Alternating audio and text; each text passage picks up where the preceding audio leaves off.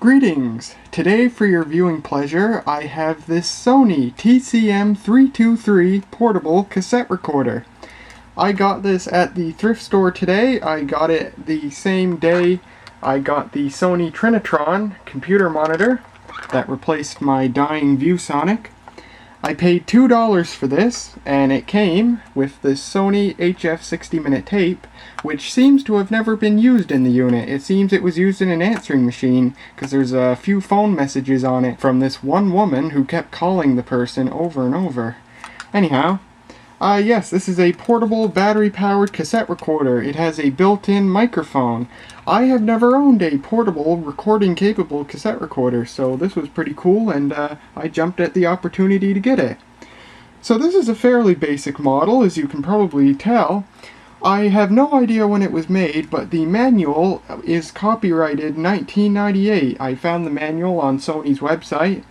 So, although I don't know when this was made, I will say 1998 for the sake of having a date to go by. So, let's take a look at it here. We have the door that opens up to insert a cassette. Has a built-in speaker, which is also very nice. This is also my very first portable tape deck with a built-in speaker. Built-in speaker, built-in microphone. I like that. Auto shut-off, cue and review function. Yes, it apparently shuts off automatically when the tape's playing. However, as far as I can tell, it doesn't automatically shut off when you're rewinding or fast-forwarding.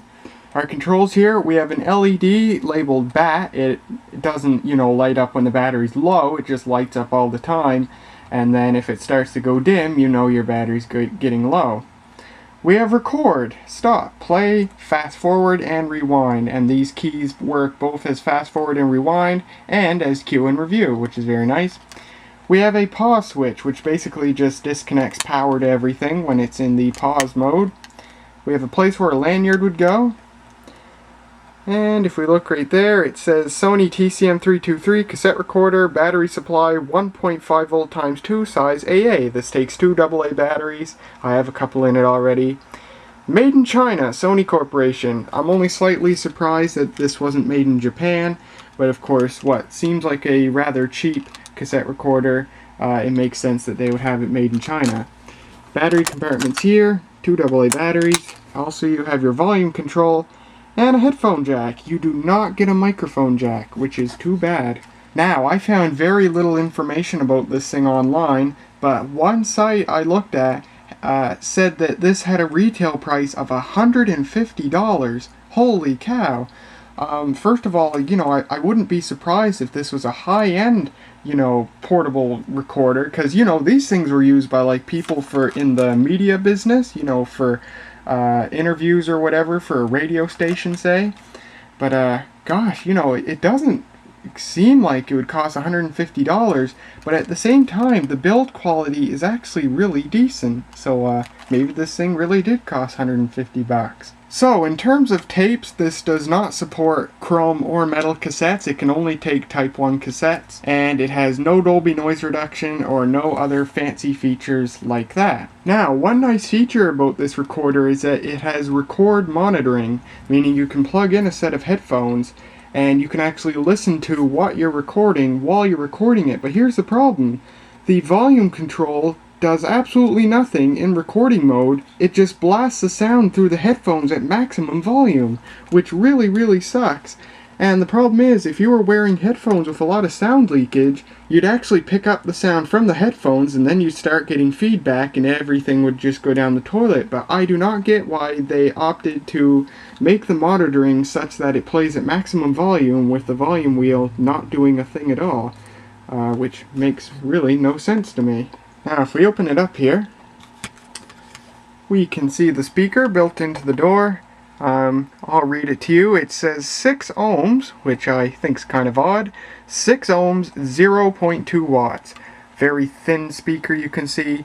My one worry is, it sits so close, it pretty much rests on the cassette. When the door is closed, doesn't the magnet from the speaker, slightly erase the tape? That would kind of worry me, especially if, say, you were using this thing as a Walkman and playing a commercial cassette in it. But maybe, where it's so small, maybe it's actually shielded in some way, I don't know. I would hope Sony addressed that. There's the serial number. Now, when I first got this cassette recorder, and I saw that it was a fairly modern unit and it was made in China, I thought, yeah, you know, despite having the Sony name on it, recording quality's probably not very good.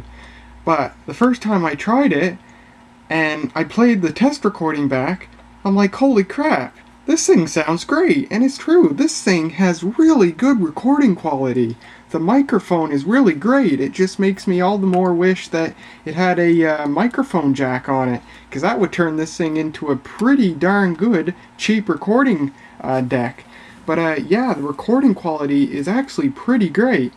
So what I'll do is I'll grab a cassette tape and put it in here, and we will do a test recording. Now, I would use this tape that came with it, but it has some sort of problem. There seems to be a bit of friction between the wheels inside the casing, and it makes it, you know, go all squeaky and stuff while the tape's moving. And it's not just in this unit. I tried this tape in my Iowa deck too, and it was just the same, making all sorts of squeaking noises. So I won't use this tape. I'll grab one of my other tapes and we'll do a test of this unit. Now, because this thing can only use, you know, the usual Type 1 cassettes, I suppose my only choice for a cassette would be one of my many Memorex dollar store tapes. This one's from the mid-1990s. I bought it at a thrift store brand new a few years ago. So I'll pop it in here. And we will record. Now actually, before I record, I have one more cool thing I discovered about this thing. I don't know if they intended this to be a feature or not, but while you're recording, you can actually press the fast forward button and actually continue recording with the tape moving at a fast speed. And so when you play it back at a fast speed, it sounds normal. Doesn't sound very good, but it's a very interesting feature nonetheless, and actually it's a very good way to quickly erase a cassette.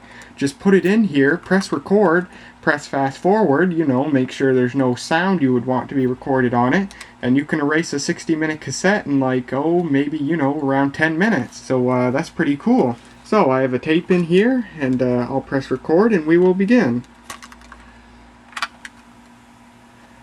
This is a test recording of the Sony TCM-323 portable cassette recorder from around 1998. Right now I'm holding the unit about a foot away from my mouth. Now I'm recording with the unit a couple of inches away from my mouth. And now I'm recording with the unit a good meter away from my mouth. And now I will press the fast forward button to record with the tape moving fast. I am now recording while the tape is fast forwarding. And this is the end of the test. Cool. Now let's rewind it, play it back through the speaker and see how it sounds.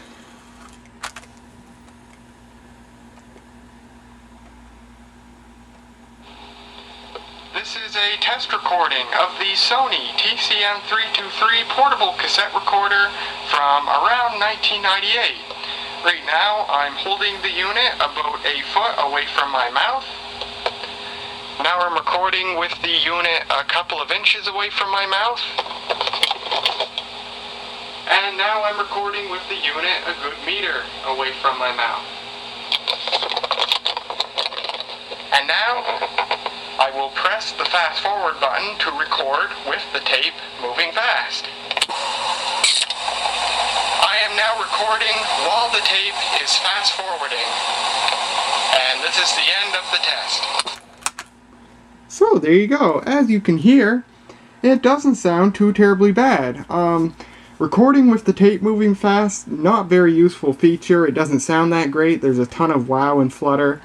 But you know, using it normally when recording, it sounds really good.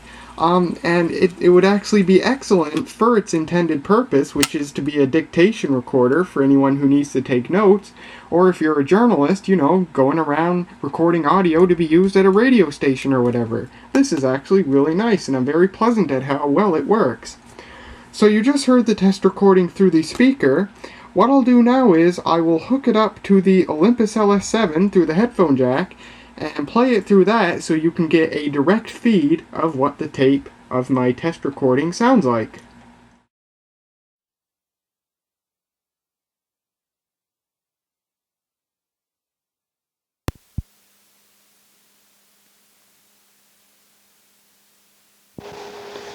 This is a test recording of the Sony TCM-323 portable cassette recorder from around 1998.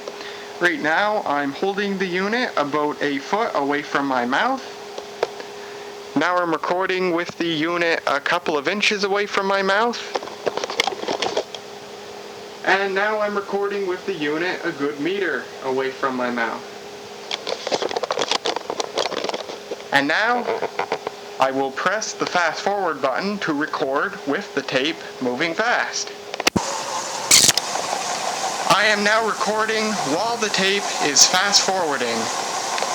And this is the end of the test. Now, for anyone wondering what something recorded fast sounds like playing at a normal speed,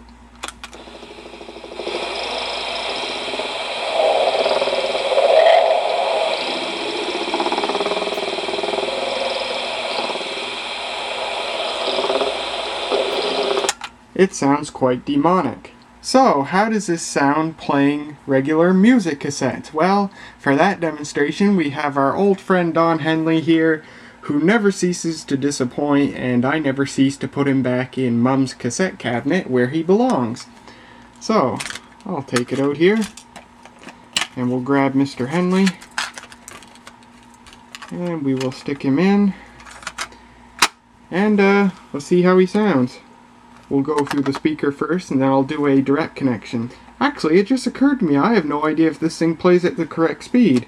So what I'll do is I'll move the tape to the only song that I recognize on this. All She Wants to Do Is Dance. And I'll listen to that and see if it plays at the correct speed. Well, this thing plays way too slow. I'm only slightly surprised because this was meant to be a dictation machine, not a music playing machine. And of course, since its primary purpose will be to record and play back its own recordings, you know, its own recordings will obviously play back at the correct speed. But anyway, way too slow. I'll give you a sample.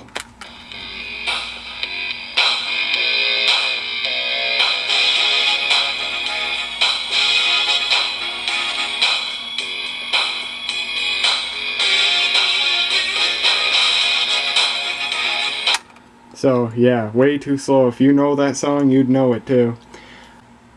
It seems this thing has kind of a mild problem with tape torque. The motor doesn't seem to have a lot of power. I have this tape in it, and when I press play,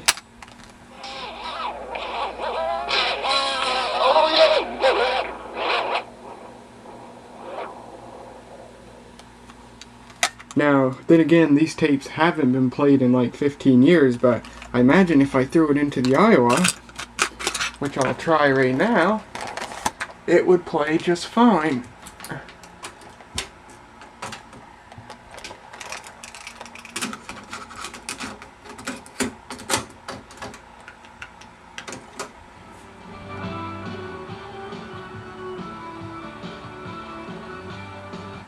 Yeah, it does just fine. But whatever. I think what I'll do is I'll take a blank cassette, throw it in the Iowa, and record some more relevant music, and then we'll play it in this so you can get a taste of it. Alright, what I did was I stuck this cassette in the Iowa and just recorded some stuff off the radio. Not to brag or anything, but the quality is probably equal to or superior to what you'd get from a commercially produced cassette. So I'll stick this in here. Due to the speed difference, you know, this thing plays too slow. Everything's going to play slightly too slow, but hopefully it shouldn't matter. Also, it's worth noting, if I haven't mentioned yet, this only records and plays back in mono. So even though this cassette was recorded in stereo, it'll only play back in mono. So, let's listen to what it sounds like. That are going to be critical in the short run in terms of the division. You mentioned John Lester coming off such an impressive outing. Have you and John, I know you have, sat down, talked a little bit about what went into the success of that particular start and how he feels about it like 48 hours later? Well, coming out of it, one, physically, I think the 2 extra days helped him.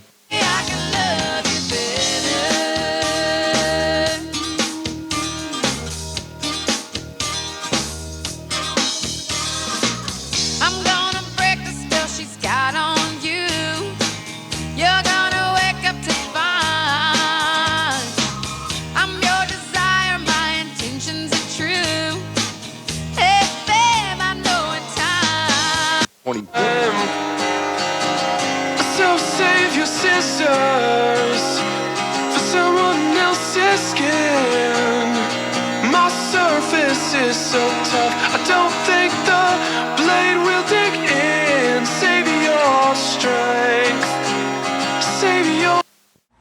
So, all in all, over the course of this video, as you can hear, this thing sounds pretty decent. I would say, outside of being too slow and being mono, the sound quality is probably close to what you'd get out of a basic Walkman of the era. Now, there's only one more thing to do with this video, and it's to compare the recording quality of this thing to some other recorders. Now, if I had found something like this at a thrift store or whatever back when I was in high school, that would have been pretty darn great, because through high school I did use a tape recorder, although not one that takes standard tapes. But I use this. This is a Sony M450 micro cassette recorder. Just a basic micro cassette recorder capable of 2 speeds. It too records in mono, and I've had this thing for like darn close to 10 years. And I used this thing in high school until the second semester when I got the Olympus LS7. So I'm really curious, how does the recording quality compare to this thing? And there's really no comparison to the Olympus. I know it'll be vastly superior, but I'm very interested to see how the quality compares between these two things. They were similarly featured. Really, the only striking difference between them is that one took a standard cassette and one takes a micro cassette. So I'll grab a micro cassette and throw it in this, and we will compare the recording quality. Here is the recording quality of the Sony TCM-323 standard cassette recorder. This is the quality of the Sony M450 micro cassette recorder. And here's the recording quality of the Olympus LS7. Obviously, it's vastly superior to the two tape-based recorders. Well, that's pretty much all there is to show of the Sony TCM-323 portable cassette recorder from around 1998. All in all, I think this is a pretty decent unit. I'm definitely still keeping a Sony Walkman WM-D6C in my sights for a possible future purchase someday when I have the money, but otherwise I think this thing is pretty good for a basic mono recorder. So, there you go. I hope you guys enjoyed, and I'll see you guys next time.